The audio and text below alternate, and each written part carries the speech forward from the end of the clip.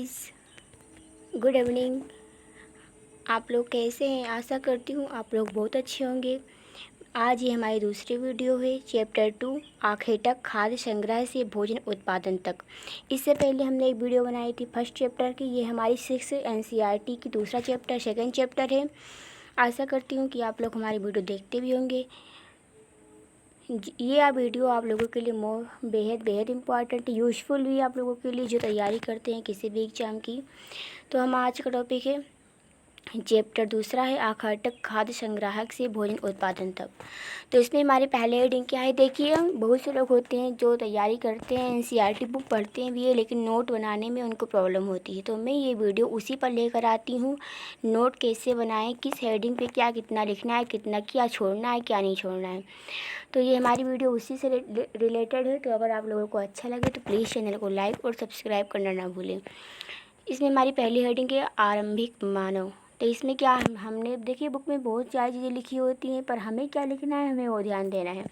आमतौर पर खाने के लिए जंगली जानवरों का शिकार करना, मछलियाँ और चिड़िया पकड़ना, फल फूल, दाने, पौधे, पत्तियाँ, अंडे इकट्ठा करने वाले को आखेटक खाद्य संग्राहक कहते हैं। आरंभिक मानव में जो हमारी हेडिंग है, आखेटक खाद्य संग्राहक किसे कहते हैं, तो इस पर दिया गया है जो आमतौर पर जंगली जानवरों का शिकार करते हैं, मछलियाँ पकड़ते हैं, चिड़िया उड़िया पकड़ते हैं, फूल पत्ती दाने जो भी इकट्ठा करते हैं, उन्हें आखेटक खाद्य संग्राहक कहते हैं। उसके बाद है पुरास्थल।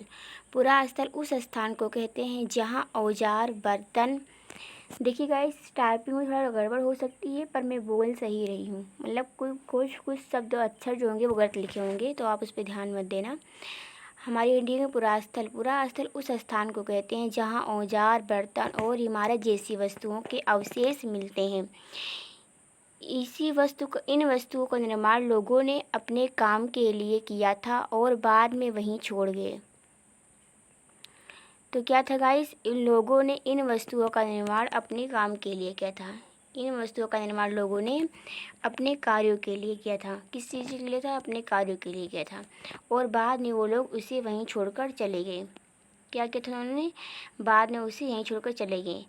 उसके बाद में है जो वो धरती के ऊपर नीचे कभी भी समुद्र और नदी के तल पर भी पाए जाते हैं। जो वस्तु वो लोग छोड़कर गए हैं वो धरती के ऊपर भी पाई जा सकती हैं, समुद्र के तल पे भी दबे हुए मिल सकते हैं, नदी के तल में भी पाए जा सकते हैं, कहीं भी मिल सकते हैं। उसके बाद रहेगा आग की खोज। आंध्र प्रदेश के कुरनूल गुफा में आग के अवशेष मिले हैं। कहाँ पे? आंध्र प्रदेश के जो कुरनूल गुफा है वहाँ पर आग के अवशेष मिले हैं। आंध्र प्रदेश के कुरनूल गुफा में आग के अवशेष मिले हैं।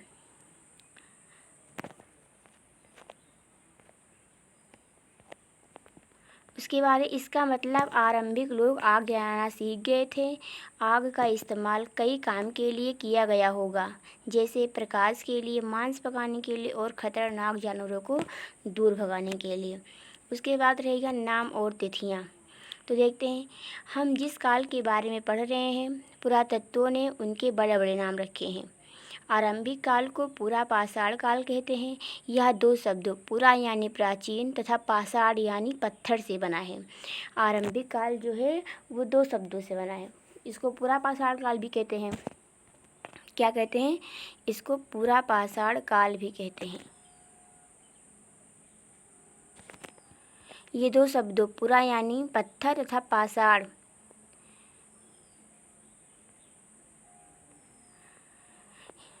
पाषाण यानी पत्थर से बना है। पुरा यानी प्राचीन। यह नाम पुरास्थल से प्राप्त पत्थर के औजारों के महत्व के बारे में बताता है।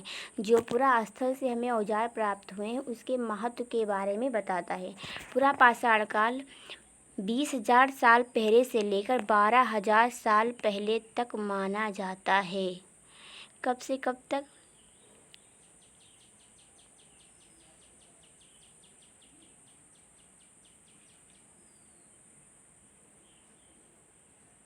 20,000 साल पहले से लेकर 12,000 साल पहले तक। गाइस, यहाँ पे तो टाइपिंग में गलती हो गई, यहाँ पर 20 नहीं रहेगा।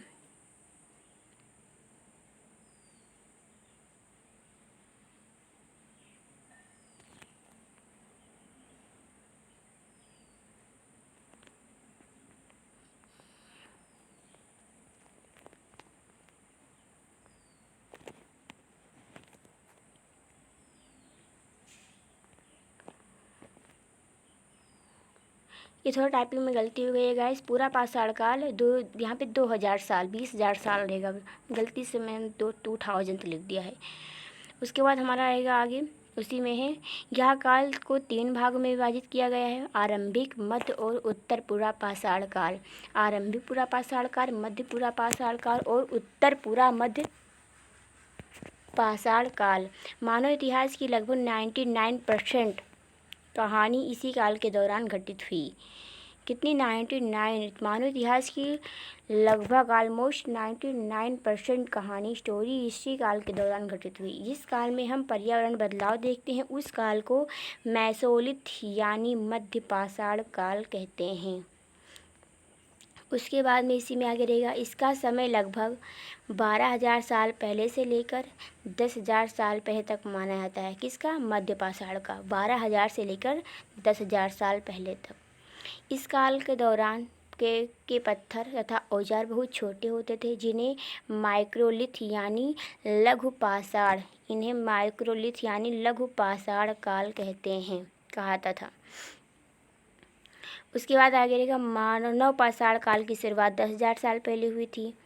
उसके बाद बदलती जलवायु, लगभग 12,000 साल पहले दुनिया की जलवायु में बड़े बड़े बदलाव आए और गर्मी बढ़ने लगी। इसके फलस्वरूप कई क्षेत्रों में घास के मैदान बनने लगे। इससे हिरन, बारहसिंगा, भेड़, बकरी और गाय जैसे उन जानवरों की संख्या बढ़ी जो घास खाकर जिंदा रह सकते थे।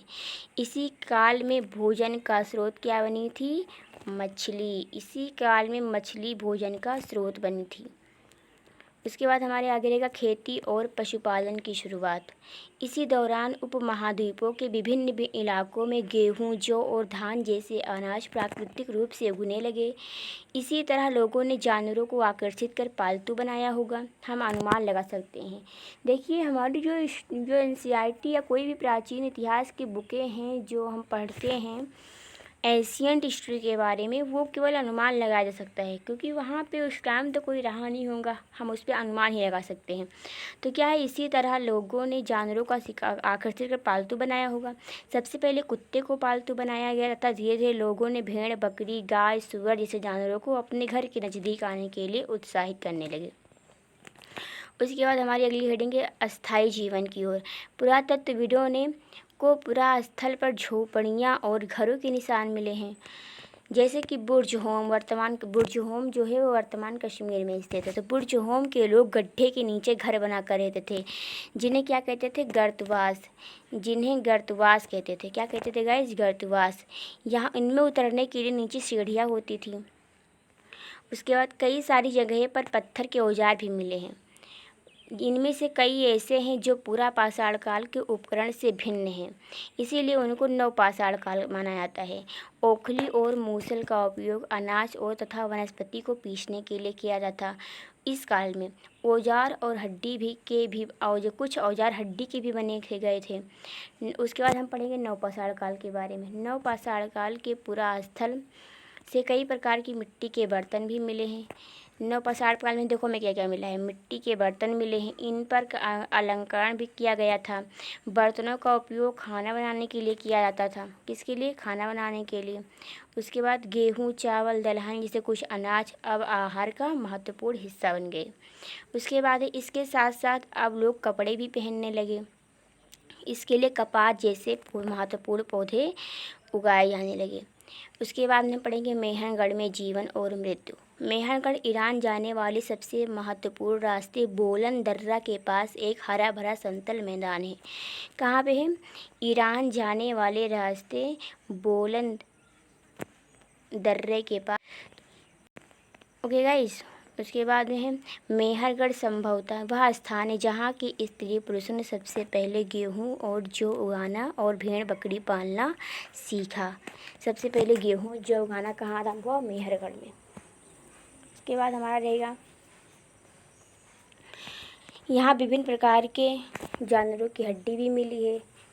इनमें हिरण तथा सुअर जैसे जंगली जानवरों, भेड़ और बकरी के भी हड्डियां हैं। मेहरगढ़ में इसके अलावा चौकोर तथा आयताकार घरों के अवशेष भी मिले हैं।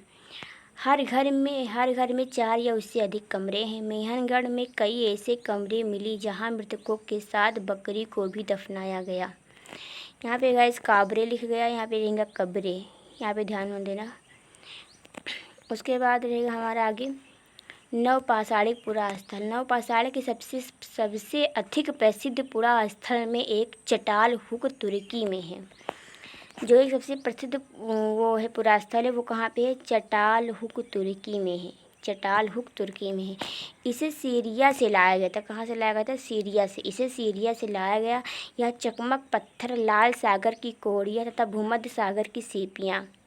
इनमें क्या क्या है? चकमक पत्थर, लाल सागर की सीपियाँ, भूमध्य सागर की सीपियाँ, लाल सागर की कोड़ियाँ ओड़ियाँ भी हैं। उसके बाद में हम कुछ देखेंगे, ईयर देख लेंगे कुछ। मध्य पाषाण युग कब से कब है? 12,000 से 10,000। बसने की प्रक्रिया का आरंभ कब हुआ था? 12,000 साल पहले। नवपाषाण युग कब से माना जाता है? 10,000 साल पहले से। मेहनगढ़ में बस्ती का आरंभ कब हुआ था? 8,000 साल पहले हुआ था। ओके गाइस, तो हमारी सेकंड चैप्टर हमारा यहीं तक है। उसके बाद थर्ड चैप्टर हम आगे लेकर आएंगे आप लोगों के लिए। आशा करती हूँ आप लोगों को हमारी वीडियो पसंद आ रही होगी और आप लोगों के लिए बेहद यूजफुल भी होगी। अगर आप लोगों को थोड़ा भी लगता है कि हाँ आप लोगों के लिए वीडियो मोस्ट इम्पॉर्टेंट और यूजफुल है, देखिए ये वीडियो आप लोगों को नोट बनाने में बेहद मदद करेगी। आप जिस भी एग्ज़ाम की तैयारी कर रहे होंगे, खासकर यूपीएससी के लिए, तो आप लोगों के नोट बनाने में बहुत ही हेल्पफुल रहेगी। तो अगर आप लोगों को थोड़ा भी वीडियो यूजफुल लगे तो प्लीज़ चैनल को लाइक और सब्सक्राइब ज़रूर कीजिएगा।